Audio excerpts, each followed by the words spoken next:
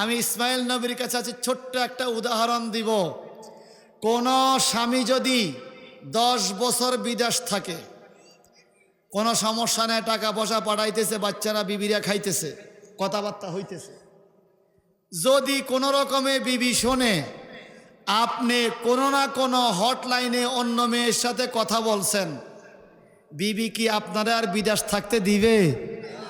বলেন না। 10 বছর সহ্য হয়েছে, আর 7 দিন সহ্য হবে, কইব তোর বিদেশ লাগবে না, তুই বাইতায়, তোর বিদেশ লাগবে না, তুই বাইতায়।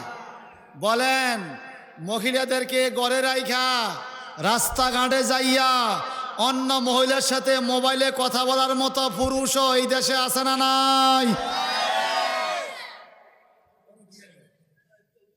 কিরে ভাই, আমি মনে হয় ব্যাকের ব্যবসা নষ্ট করতে আইছি। আমি এটা কেন বলছি কথা শোনান যুবক ভাই।